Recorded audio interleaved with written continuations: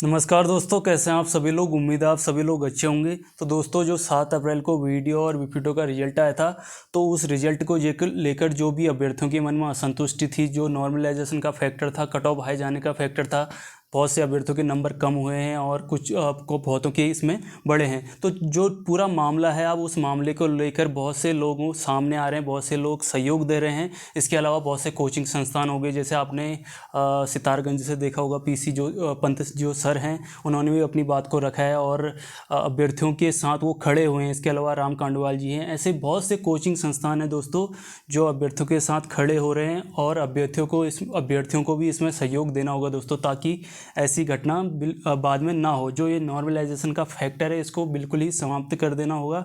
और जो एग्ज़ाम है दोस्तों, एक शिफ्ट में कराने की हमें मांग रखनी होगी। उसी कड़ी में दोस्तों, जो ये काशीपुर की देवभूमि जो एकेडमी है, उसके सर हैं, उन्होंने मुख्यमंत्री जी से मुलाकात की और उनको इस पूरे मामले से अवगत कराया।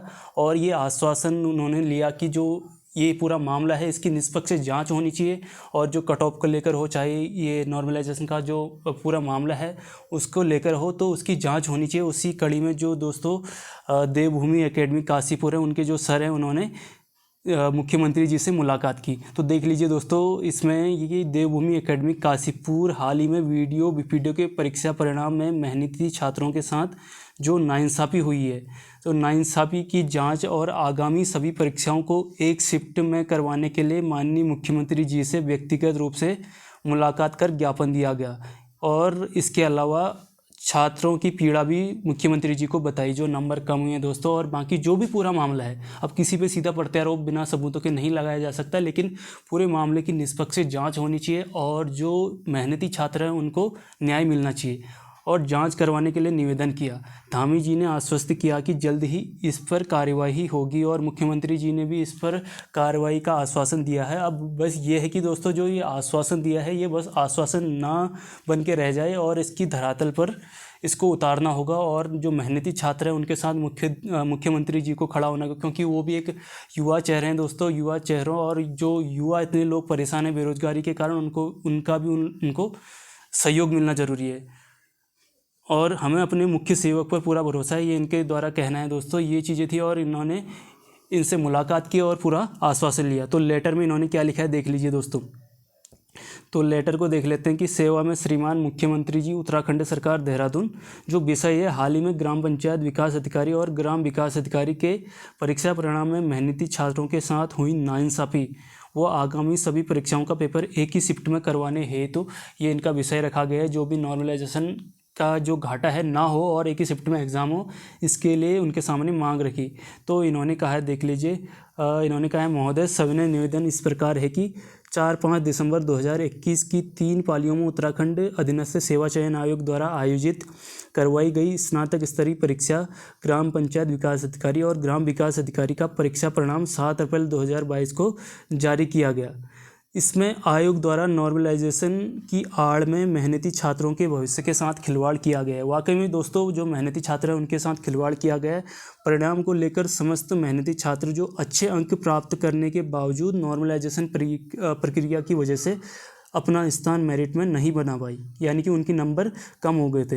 इसके अलावा देख लीजिए दोस्तों, इन्होंने कहा है, निरंतर परीक्षा परिणामों में हो रही अनियमितताओं की वजह से मेहनती छात्रों का मनोबल टूटता जा रहा है।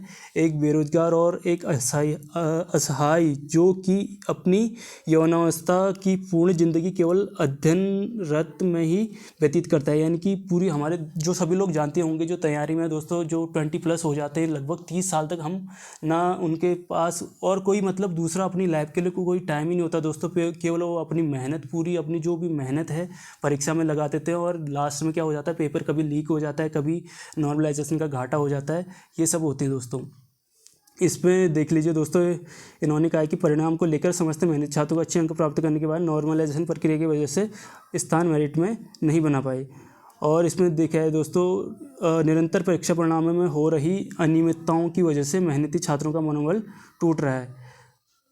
और इसके अलावा देख लीजिए दोस्तों, एक अभ्यर्थी लगातार वर्षों से मेहनत करता है, 100 में से 80 नंबर लाता है, उसकी के साथ अन्य अभ्यर्थी उसी शिफ्ट में 40 लोग 40 नंबर लाकर बैठे हैं, तो 80 नंबर वाले प्राप्त अभ्यर्थी के नंबर कम हो जाएंगे, यानी कि एक की ज़्यादा हैं दूसरे के कम है, तो उनकी वजह से, क्योंकि उस शिफ्ट में और उनके नंबर कम हैं, तो जो ज़्यादा नंबर वाला अभ्यर्थी है उसके भी नंबर क्या हो जाते हैं, कम हो जाते हैं। ये क्या होता है, नॉर्मलाइजेशन का सबसे बड़ा घाटा होता है, क्योंकि उसके अधिक नंबर हैं तो उसके लिए पेपर आसान था, अन्य सदस्यों के कम है तो उनके लिए पेपर कठिन था। अब पेपर एक है तो किसी के लिए आसान किसी के लिए कठिन कैसे हुआ, ये तो साफ झलक रहा है कि 80 वाले की मेहनत, लेकिन उसके नंबर कम करने वाला आयोग कौन होता है। वाकई ये बात है दोस्तों, आयोग कौन होता है, आयोग को ये हक किसने दिया कि जो मेहनती छात्र हैं उनके नंबर कम कर ले। आखिर कब तक यह उत्तराखंड के मेहनती जो युवा छात्र हैं ऐसा ही ठगा जाएगा उनको, तो उनके साथ धोखा हो रहा है दोस्तों। और जो ये पद्धति है इसको बिल्कुल ही समाप्त करने के लिए छात्रों को एकजुट होना बहुत ज़रूरी है। वर्तमान की परीक्षाओं में प्रश्नों को डिलीट करने का तो अलग ही ट्रेंड चलता जा रहा है, जैसे कि आपने फॉरेस्टर में देखा होगा दोस्तों, कितने क्वेश्चन 18 क्वेश्चन डिलीट हुए हैं, पीसीएस ये लोअर पीसीएस में 12 क्वेश्चन डिलीट हुए हैं। ऐसे आप वीडियो में भी यही खेल हो रहा है। समझ नहीं आता कि आखिर कौन ये पेपर बनाता है जो कि सही प्रश्नों को भी डिलीट कर देते हैं। आखिर इतने बड़े स्तर पर जहां 2 से 3 लाख के बीच अभ्यर्थी पेपर दे रहे हैं, इतनी बड़ी गलती आयोग कैसे कर सकता है। यानी कि जो विशेषज्ञ बैठे दोस्तों, अनपढ़ विशेषज्ञ मैं कहूँगा इनको, एकदम अनपढ़ विशेषज्ञ, इनको ना कुछ पेपर सेट करना आ रहा है, ना कौन से प्रश्न गलत हैं कौन से सही हैं, इनको कुछ भी अंदाज़ा नहीं है। बस नाम के विशेषज्ञ, इनको नाम दे दिया गया और वहाँ पे इनको बैठा दिया गया है, इनको बाकी कोई भी नॉलेज नहीं है। इसके अलावा देखिए दोस्तों, जो समस्त मेहनती छात्र इस प्रणाली यानी कि जो नॉर्मलाइजेशन की पद्धति है का विरोध करते हैं। समस्त छात्र जो नॉर्मलाइजेशन है दोस्तों इसका विरोध करते हैं। इसके लिए एक परीक्षा एक ही पेपर होना चाहिए, एक ही पाली में होना चाहिए। जो आगामी एग्ज़ाम है पटवारी, फॉरेस्ट गार्ड और जो भी एसआई वगैरह हैं उनके लिए क्या होना चाहिए, ये पेपर एक होना चाहिए, एक शिफ्ट में होना चाहिए। तो महोदय, समस्त मेहनती युवा छात्रों को आपसे बहुत उम्मीदें हैं, अतः महोदय से निवेदन है कि समस्त मेहनती छात्र इस परीक्षा परिणाम की उच्च स्तरीय जांच चाहते हैं और आगामी परीक्षाओं में नॉर्मलाइजेशन प्रक्रिया को खत्म किया जाए। यानी कि हमें सभी जो हैं, इन्होंने तो मुख्यमंत्री जी के सामने बात रखी है, बाकी जो भी आपसे हो सके, जैसे कोई अपने स्थानीय विधायक से मिलिए जो जिनसे आपको न्याय की उम्मीद हो, और बाकी जो भी ऐसे व्यक्ति हों तो उनसे मिलना ज़रूरी है दोस्तों इसमें। तो जो ये नॉर्मलाइजेशन की पद्धति बिल्कुल समाप्त होनी चाहिए और इससे ताकि जो मेहनती युवा छात्र हैं उनको घाटा न हो, और इसकी निष्पक्ष जांच होनी चाहिए दोस्तों। ये सबसे बड़ी मांग है कि इसकी निष्पक्ष जांच ज़रूरी है दोस्तों। ऐसा नहीं है कि ये 2 दिन ये मामला चले और फिर शांत हो जाए। हम ये नहीं कह रहे कि कोई उग्र आंदोलन करो, कुछ ऐसा करो, लेकिन आपको इनकी निष्पक्ष जांच करनी पड़ेगी और जो युवा हैं, अभ्यर्थी हैं, परेशान हैं, उनका साथ देना चाहिए। ये दोस्तों, ये प्रार्थी आकाश शर्मा, देवभूमि एकेडमी काशीपुर। तो सर का बहुत बहुत आभार जिन्होंने मुख्यमंत्री जी से मुलाकात की और अभ्यर्थियों का जो परेशानी है मुख्यमंत्री जी को उससे अवगत कराया। तो ये सब चीज़ें दोस्तों, बाकी आप भी ऐसे मतलब अपनी आगे आते रहिए कि जिससे जो अभ्यर्थी हैं उनको नुकसान ना झेलना पड़े। तो थैंक यू सो मच दोस्तों।